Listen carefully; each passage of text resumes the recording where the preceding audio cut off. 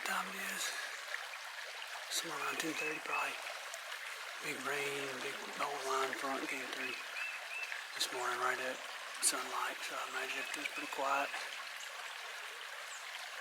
Took care of some work at the house and then got out here about an hour ago, right as soon as the blue started poking out. I look up and I start seeing some crows, and I saw deer and a couple of critters kind of moving around. Figured it's about time that the birds get out and some open areas, dry the feathers off and everything. So I've been walking this little creek bed for about 30-45 minutes and just saw him walk out and look clear and over here and check it out.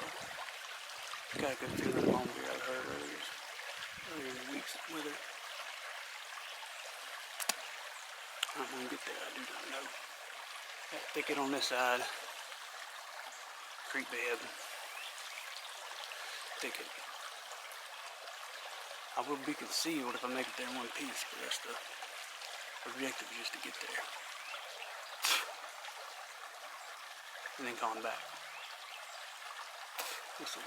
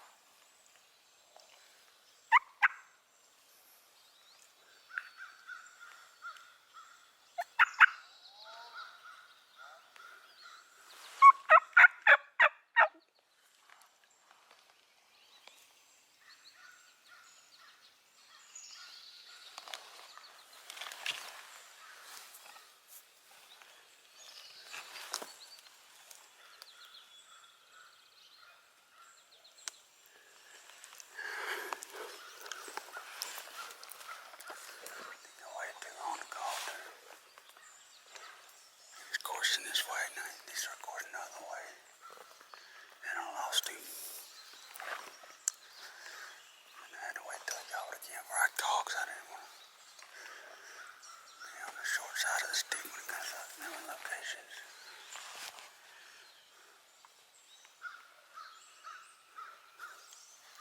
And once I get to this beach, I'm going to be in the pine. It's going to be hard to get around it.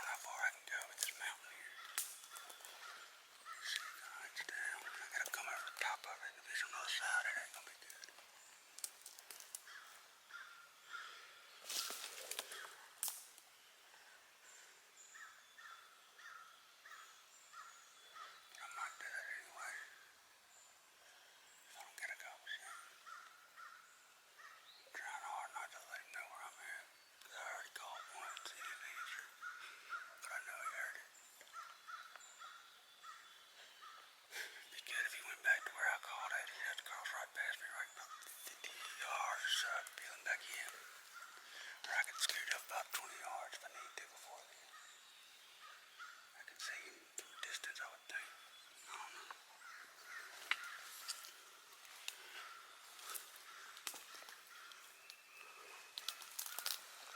I just now I wish I knew if he was in the woods or the field.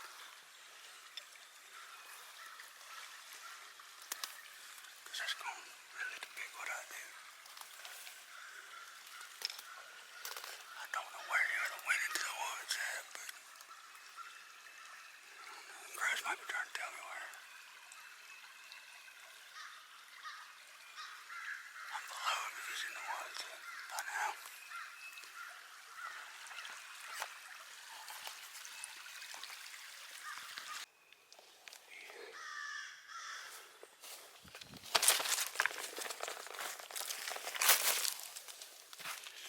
He's on top.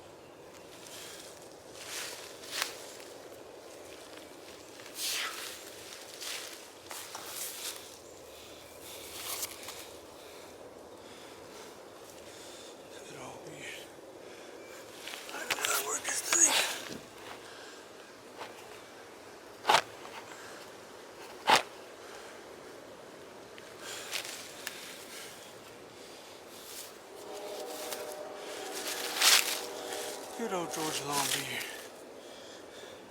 Pretty good one. I had a feeling he might have these. I don't know why. I don't know if y'all can see him.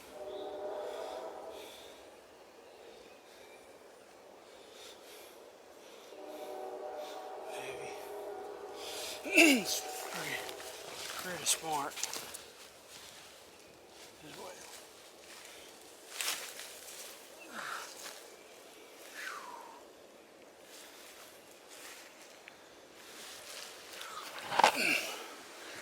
I think I'm cottonmouth.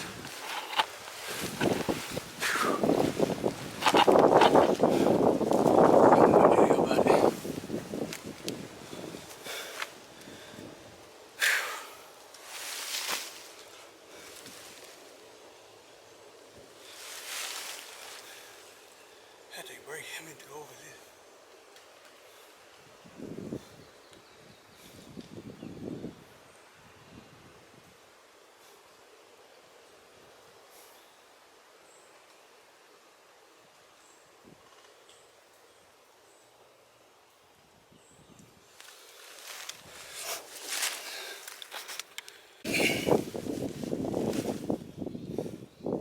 Had to reset the camera there because that's the one thing I do know how to do. I've never been really one to film much, mainly because I don't know how. And it ain't easy, and the only times I've tried it's kind of gotten in the way, and today probably the first time it didn't get in the way, so that's an accomplishment in itself. But I can't see nothing on here. Like it's not all over the place.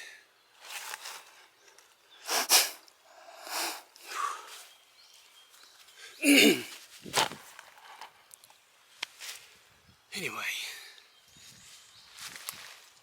this little piece of land that I can actually hunt this mountain.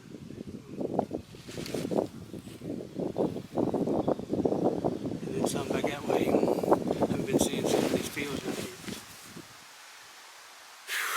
And I saw him yesterday. Might have run into a guy who can also hunt this. He said he'd seen him that day too, and if he was hunting somewhere else, that I could come in here. It stormed bad this morning.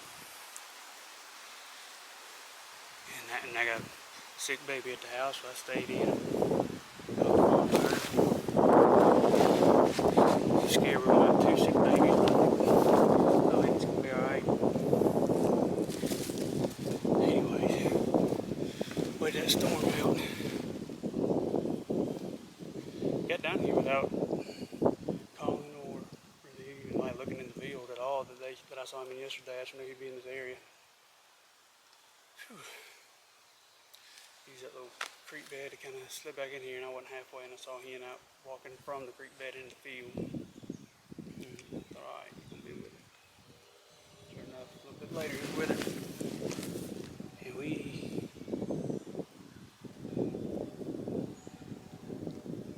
And it's funny, like I want to say he doesn't know I was after him, but I think he does, and that's the cool part about these animals. I just don't think he would have peeped over one log like that and in a split second started putting if he didn't know something was after him. If he didn't have that 6th sense or whatever they have, just tells him, hey, watch your back. Whew. And the last calling I did was way down there, and thinking he was in this corner, because he's going about an hour without gobbling, I feel like. And there's a little connection right there, an intersection of creeks. So I would think that's where they used to cross over. Because I know I've seen them in this field, and I've heard them on this mountain and on the other side of the ridge. I mean, I find it hard to believe them flying across the creek that many times in a day. There's got to be somewhere where they can cross, and I think that's what he did. He kind of eased on, and he gobbled right at the corner of it. And I thought, you know, he might have just bred her looking for another one. He didn't gobble again, and I called, and he didn't answer. And I kind of gained some elevation and called again. He didn't answer that, and then I just kind of moved forward, see if I could just kind of hold it out until I heard a gobbler saw him. And then I don't know, come here with the wind, it's pretty bad. But no, next time he gobbled, he was on top of this mountain, this little, I wouldn't call it a shelf, it's a dip. I don't think he even runs along the side of it. But then by that time, I was so daggone cottonmouthed, it'd be hard to call anyway, but I knew he had heard those calls, and he was gobbling out that hen that he heard, and then he probably heard my footsteps coming across this little, I mean, when that mountain hits this creek right here, you got about 6 inches. You can put your boots on for about 25 yards, and that's what I had to do. And I guess he heard that because I was probably grabbing sticks and roots and all kinds of crap trying not to fall in that creek.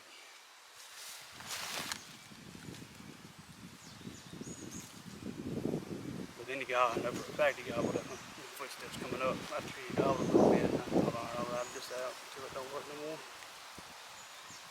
He got up here, and I didn't like that tree. I shed my vest right there. 15 yards on the other side of the crest, but probably 30 yards from where he wound up popping up at. The second one, the second little rising, which I did not know was there. So I was pretty much set up for him to top this one, and really he just had to top another one up there. If you can see down here playing today. And I realized that after I got over this log, in the process of getting over this log, I saw the horizon, and it wasn't where I thought it was. And I thought, oh, I might have got a little close. But I could hear him drumming. He was, he was calm. But I wanted to scratch immediately once I got up here, let him know, kind of try to direct him. I just didn't want him to come on the, around this joker right here. I could wave at him at 5 yards, so I don't think I'd have hit him if I shot. Because I was pointing this way. But I thought it was over. I was cussing myself. I made a noise. And I saw his head, and the first time I saw it, his snoot was up. Just like he knew it. He putted, of course he hit a tree and putted right behind it, and I thought for sure he had turned and went the other way. He's using that tree to block me and him. He saw me for a fact. But I guess he just dipped his head down and came back up.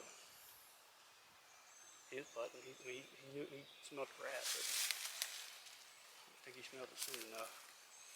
He kind of came back around the other side of another tree to double check, make sure that wasn't a turkey. So that's what the love sick losing people do. Double checking rarely works out in favor. I've learned that on my end too. Double checking to make sure he is as close as he is.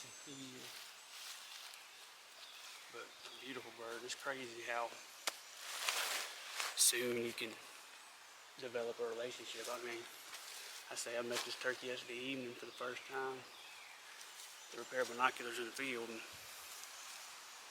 lo and behold, about 12 hours later, I have no idea what time it is, but 12 hours later, we're sitting on the top of a daggum mountain up here in Georgia. That's what makes it special. And I know this is one that was out in the field, how dark, he got that cold tint to him. Let's see if I can grab this thing. Beautiful.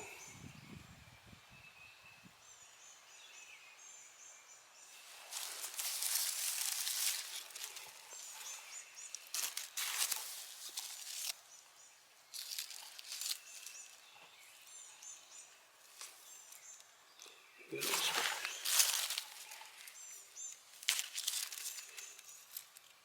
Which I ain't got a clue how long these things are. Probably a good inch or so, at least. And I killed another one around here that had 1 3/4 inches. That's the last time I'll probably ever break out a tape measure. Because I think the only other time was my first turkey. I just wanted to see what gauge it was and how long spurs should be. But I definitely appreciate it. That is a fact.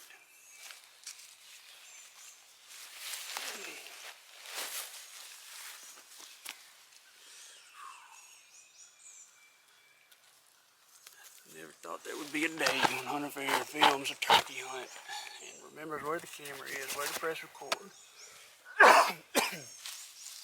Actually shoots a turkey. So I'm gonna look more natural at it than I am. I just ain't got it in me, I don't know. But my gosh, but I appreciate hunting them.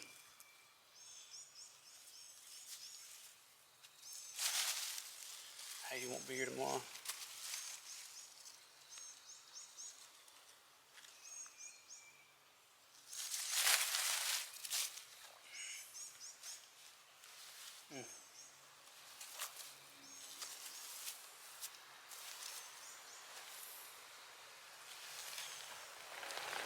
yeah, well.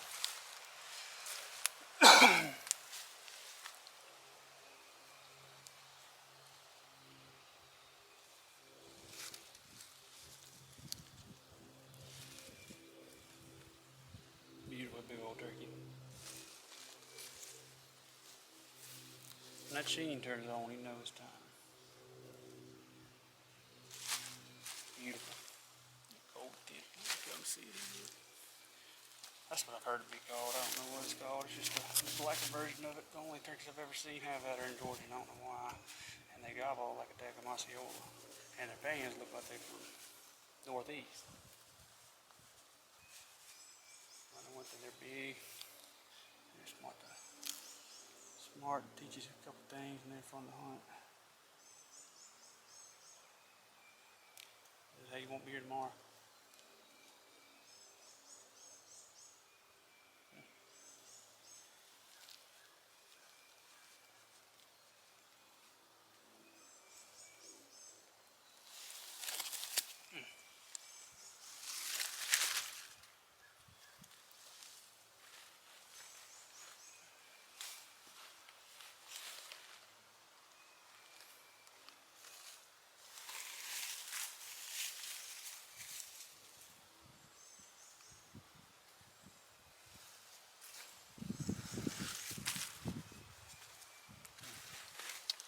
I'm about the fall leaves still on the ground. It's just turkey hunting. I don't know why. I think of it more than spring, but I do.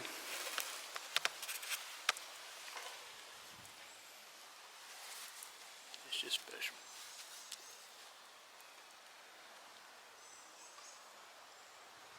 I forgot this thing to take pictures. I guess I'll give y'all. Well, I think he's on the other camera, most of it, but this is the open I saw him in. This is the spot I can hunt. He's been down here. This turkey don't zoom much, but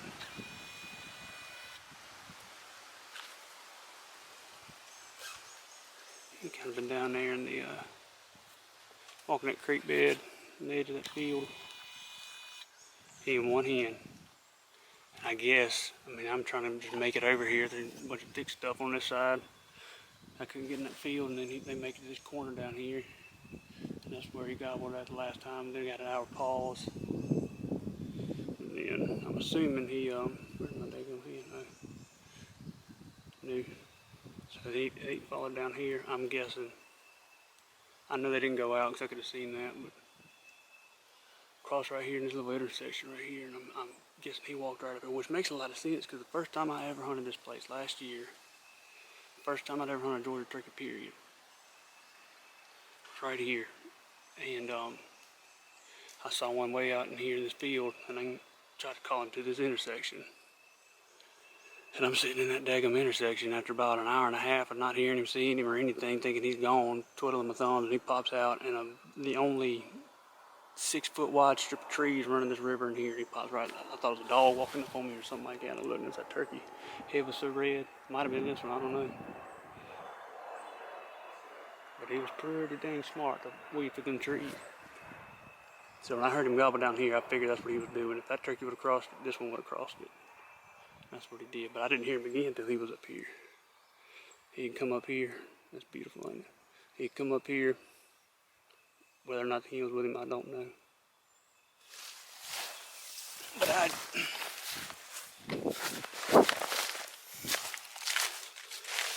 this is kind of what I had to walk up.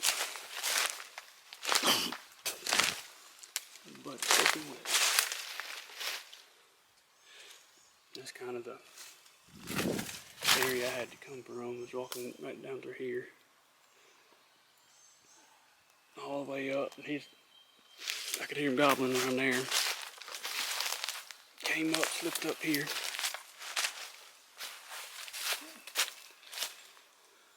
That's where I dropped my bed, because I sat right here. You see right here. And that's when I could hear some drumming. And his gobbles were pretty loud. And I thought he was going to pop out right here. I was gonna shoot him right there, but that ain't what happened. I heard him gobble another time, and it sounded like he was kind of behind this tree. I don't know which tree, y'all can see that one right there. If you, that's crow flies on the other side of that ridge, just straight across. Where I heard him gobbling, it sounded different, a little different tone. He was at least facing the other way. He wasn't on this side of it no more. So I eased up here, somewhere or another. Tried right here. I still didn't think. You can kind of see the second knoll right there, which is a little further than I thought. So once I knew I was clear on this knoll, that's when I hopped over this, and I saw where that kind of crest is a lot closer than I thought. I thought it ran with the other knoll, but I'd done committed, so I figured I might as well. I wound up slipping up. I was able to put my gun up here. This is where he wound up coming out. Saw a glimpse over here, and he started doing that zigzag. He kind of came across, stopped, kind of came this way and stopped, and that's the tree right there. Excuse me, that's the tree right there. Right there. That he got behind and putted. And I thought, that ain't good, that ain't it's over. I wasn't sure that it was over because last year I tried to make a quick move on one. And I made dang sure that it was over because he saw me do that. He didn't see me before then. He just knew something was up, but then I think I wound up shooting him. He just dipped down. And I guess he was probably getting out of dodge in a very slow manner, still kind of looking around. But the declination in the crest probably just kind of revealed his head as he was kind of just walking down it. He was trying to go back to that other side of the hill, and I just happened to have an angle on him. Because that ain't 20 yards probably, when that ground starts dipping back down. But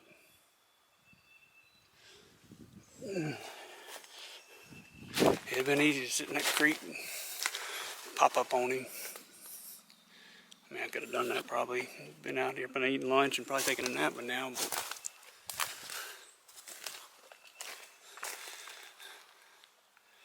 I don't know. I'm glad it worked out this way. Something different about killing them in the leaves than it is grass. I don't know why.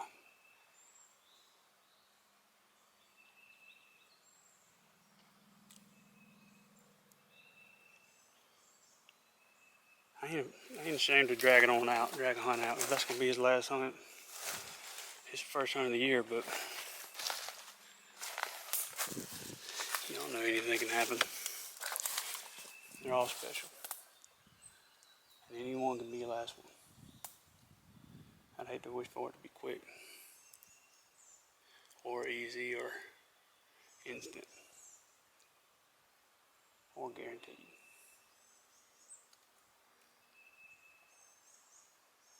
I'd been alright if I wouldn't have shot him today. I wouldn't have slept much tonight, but it was worth getting out here, if nothing else. I could do this every day. If we're willing, I will. Till I can't no more.